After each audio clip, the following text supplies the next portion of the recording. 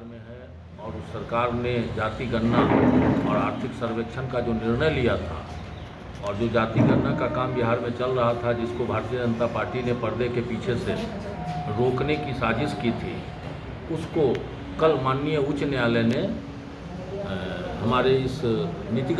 सरकार के इस नीतिगत निर्णय को वैध निर्णय करार दिया और वैधता प्रदान किया। इसलिए पार्टी आज माननीय उच्च न्यायालय के इस निर्णय का स्वागत करते हुए भारतीय जनता पार्टी का पोल खोलने का काम पूरे बिहार में आज हो रहा है कि भारतीय जनता पार्टी जब हमारे साथ थी तब इसका समर्थन कर रही थी, और जब हम अलग हुए तो पर्दा के पीछे से जाति गणना रोकने का काम और रोकने की साजिश उसने किया, जिसमें वो विफल हुआ। उसका चेहरा उजागर हुआ। जिन्होंने याचिका दायर किया वो भाजपा से जुड़े लोग थे, और बीच में आपने देखा होगा कि भाजपा के कई नेता कई तरह के बयानों से बिहार को भ्रमित करने के प्रयास में थे, लेकिन माननीय उच्च न्यायालय ने उनके मंसूबों पर पानी फेर दिया और जो न्याय माननीय उच्च न्यायालय ने दिया है, गरीबों के हित में दिया है। हम उसके निर्णय का स्वागत करते हैं और आपको बताते हैं कि जाति गणना के बिना बिहार में गरीबों का कल्याण संभव नहीं है। ये जाति गणना का उद्देश्य है कि बिहार के अंदर समाज के हर वर्गों में जो वंचित लोग हैं, जो छूट गए हैं, जो इतने बरस के बाद भी हम उनको मुख्य धारा में भागीदार नहीं बना पा रहे हैं, उनके विकास को रेखांकित नहीं कर पा रहे हैं, तो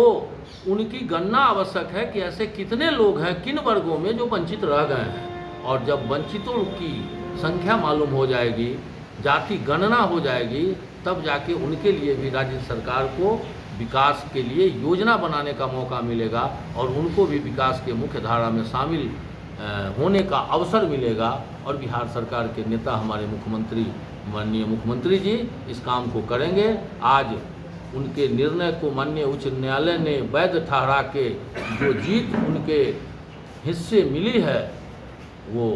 पूरे देश को एक दिशा और संदेश देने के लिए काफ़ी है कि अब देश के लोग भी जाति गणना की मांग करेंगे। और भारत की सरकार से आज हम भी और मेरी पार्टी और पूरा बिहार मांग रहा है कि आप देश में जाति गणना कराइए और वंचितों का उत्थान करिए, कल्याण करिए। अपने मित्रों अडानी और अंबानी से अलग होइए, देश के लिए सोचिए, झूठ और ढकोसला पीटना बंद कीजिए, विकास के नाम पर लोगों को ठगना बंद कीजिए, हिंदू मुसलमान छोड़िए, देश के विकास में जाति गणना कराइए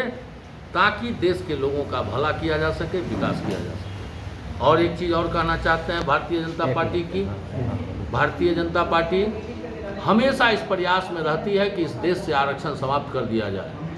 हमारी पार्टी मानती है कि जब तक नेता नीतीश कुमार इस देश में हैं, इस देश में भारतीय जनता पार्टी इस जन्म में भी आरक्षण को समाप्त नहीं कर सकती है। और जनता दल यूनाइटेड और इंडिया जो एक गठबंधन हमारा बना है, उसका एक एक कार्यकर्ता संकल्पित है कि आरक्षण के लिए हम मर मिटेंगे, लेकिन भारतीय जनता पार्टी को आरक्षण समाप्त नहीं करने देंगे। अभी